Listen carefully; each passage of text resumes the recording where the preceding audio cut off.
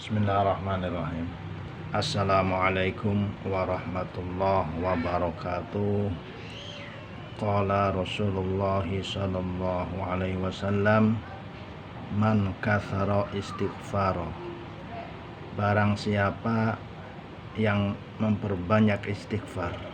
Dalam riwayat lain disebutkan man lazima istighfar. Barang siapa yang selalu beristighfar. Apa manfaat yang akan diberikan bagi orang yang selalu beristighfar? Ja'alallahu lahu fi kulli hammin farjan.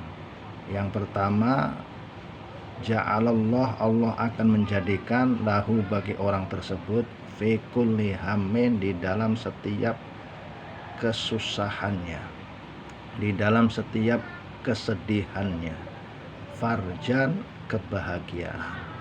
Jadi kalau orang nih banyak istighfar, Allah akan menjadikan setiap kesedihan, keprihatinannya diganti dengan kebahagiaan.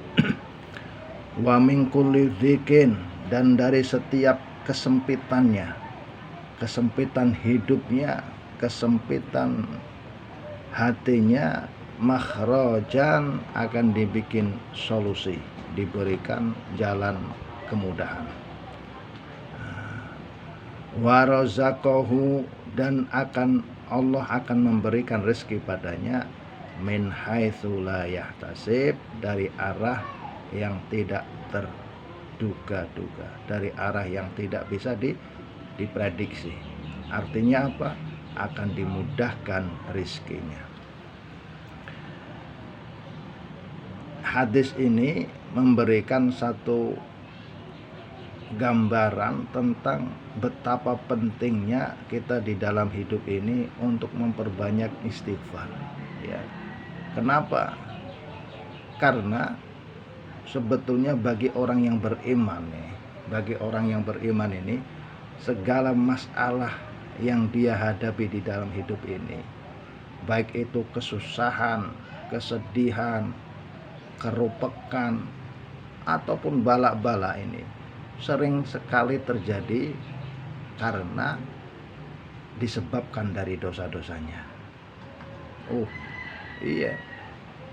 Sebab di dalam riwayat lain Rasulullah menyebutkan ma yusibul muslima min nasabin wala wasabin wala hamin wala hazanin wala adza wala hammin hatta syaukati yushakuha illa kafarallahu biha min khotoya.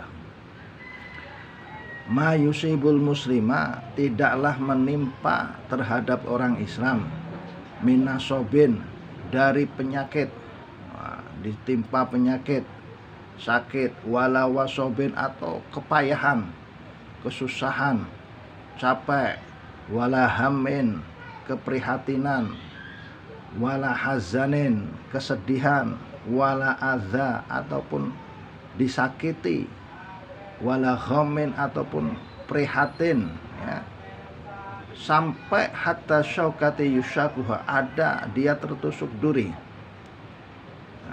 Apa kata Rasulullah? Illa kafarallahu biha min khotoyahu, kecuali semua itu akan menjadi kifarah dari dosa-dosanya. Artinya apa?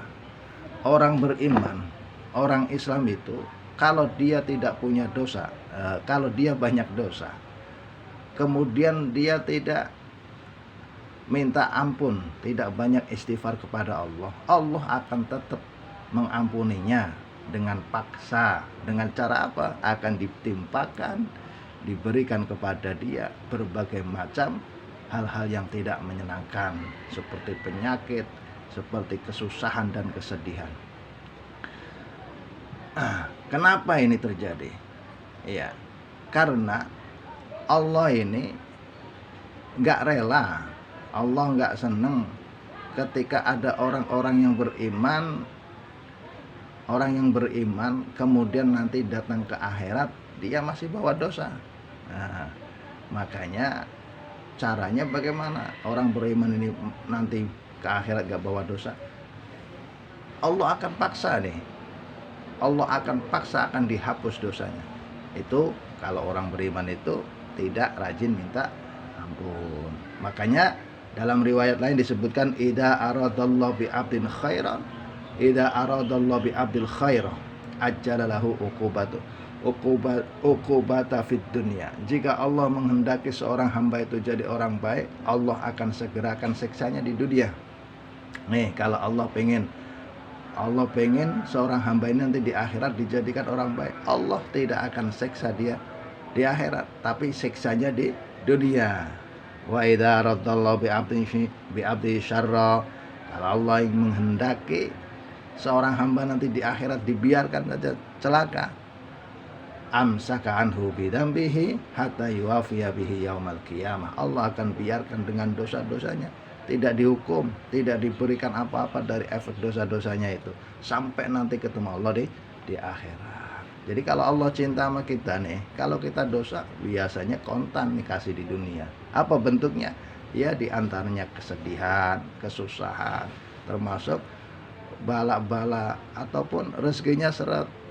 Nah, iya, ada kaitannya itu.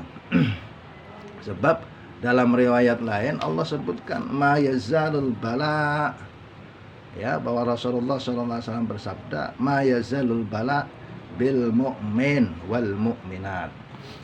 Tidaklah akan berhentinya bala. Bala itu apa? Cobaan-cobaan yang tidak menyenangkan atas orang beriman, baik laki-laki atau perempuan, fi nafsihi, di badannya, wa waladihi, orang tuanya, wa waladihi, walad anaknya, wa malihi, atau hartanya, hatta yalqallahu ta'ala, sampai dia ketemu Allah, wa ma'alaihi khati'atun, dan dia sudah tidak punya dosa lagi.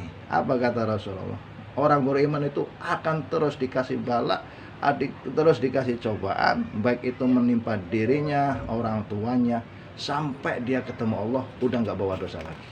Artinya apa? Dosa-dosanya akan dipaksa diampuni oleh Allah di dunia. Makanya kalau kita banyak sedih nih, kita banyak galau di dalam kehidupan ini, itu pasti kalau orang beriman itu kemungkinan besarnya adalah kenapa? Banyak dosa.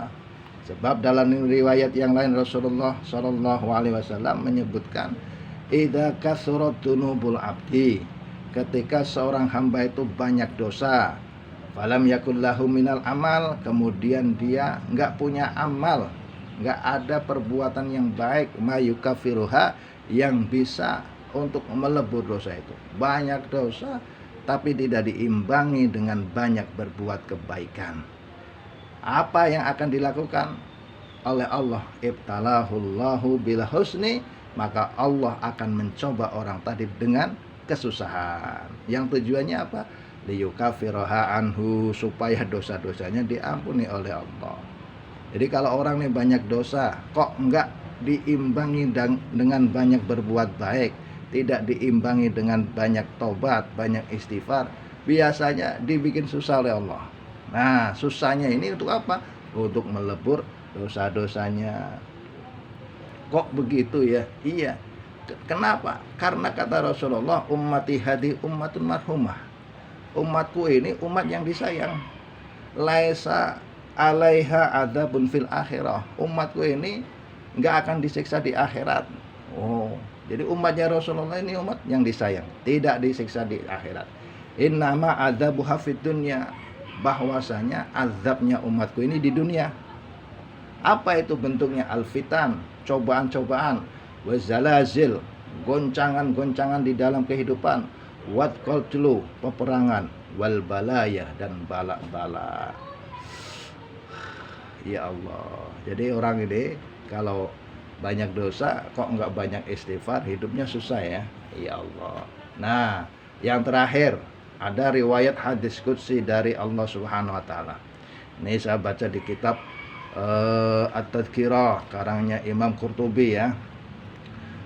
Allah Subhanahu wa taala berfirman di dalam hadis qudsi, Allah berfirman, "Inni la akhruju ahadan minad dunya," kata Allah. Aku tidak akan mengambil nyawa seseorang dari dunia. Nyawa seseorang tidak akan aku cabut Dalam artian berarti tidak dimatiin oleh Allah. Wa ana uridu an arhamahu, padahal aku sayang sama orang tadi. Hatta uwafiyahu bikulli khati'atin kana amala, sampai semua keburukannya saya balas di dunia. Ya Allah. Bentuknya apa? Sakoman fi jasadihi, ada sakit pada jasadnya, dibikin sakit jasadnya, fisiknya. Wa musibatan fi ahlihi wa waladihi, musibah pada keluarganya dan anaknya. Wa doyyakon fi ma'asyihi, disempitkan hidupnya. Wa iftaran fi rizkihi, dilambatkan rizkinya. Hatta ablaha masakil azar, sampai dosanya itu tinggal sebiji sawi kecil, habis. Fa'in baki, ya kok masih ada, udah dikasih bala, dikasih sakit, dikasih cobaan, kasih rizkinya seret, kok dosanya masih ada. Apa yang Allah akan lakukan? Syaddatu alaihil maut, Allah akan susahkan matinya, Allah akan berikan kematian yang sakit. Ya Allah. Jadi kifarah terakhir bagi orang beriman itu apa? Matinya sakit. Hatta yufdiya ilayya, sampai nanti dia ketemu denganku. Kaya min waladathu ummuhu, seperti hari di mana ibunya melahirkan. Jadi apa maksudnya? Ketika Allah sayang kepada seorang hamba, Allah nggak rela mencabutnya, dia masih bawa dosa. Ya, kenapa? Kalau dosa sampai ke akhirat, konsekuensinya harus dibersihkan di neraka. Allah nggak tega nih kalau ada yang dicintainya masuk neraka. Nah, caranya Allah akan bersihkan dosanya di dunia dengan apa? Dengan dikasih bala, dengan dikasih cobaan, dengan dikasih kesusahan hidup, dengan dikasih kesedihan, dengan disempitkan rezeki, sampai itu dosanya habis. Kok masih ada juga? Terakhir dengan disakitkan atau disusahkan matinya sebagai kifarah di dalam kehidupan dosa-dosanya. Nah, sampai dia mati udah nggak bawa dosa lagi. Makanya kalau kita simpulkan nih, kita ini kalau dosa, banyak dosa, ini bahaya nih, bikin hidup nggak beres nih. Kenapa? Kalau orang beriman kok dosa, ini nanti di akhirat celaka. Nah, Allah nggak ingin nih dosa kita nih sampai ke akhirat. Makanya biasanya dikasih hukumannya kapan? Di dunia. Nah, solusi terbaik apa? Biar kita nggak susah di dunia, nggak susah di akhirat, yaitu taubat dan istighfar. Makanya banyakin istighfar, akan menjadi solusi di dalam kehidupan dari kesusahan, kesedihan, bala. Dan Allah akan cinta kepada orang-orang yang banyak beristighfar. Mudah-mudahan saya yang mendengarkan ini termasuk hamba-hamba Allah yang dicintainya dan dijadikan orang-orang yang selalu taubat, selalu beristighfar atas segala dosa-dosanya, sehingga dijadikan hamba yang bahagia di dunia dan akhirat. Akhirul kalam, assalamualaikum warahmatullahi wabarakatuh.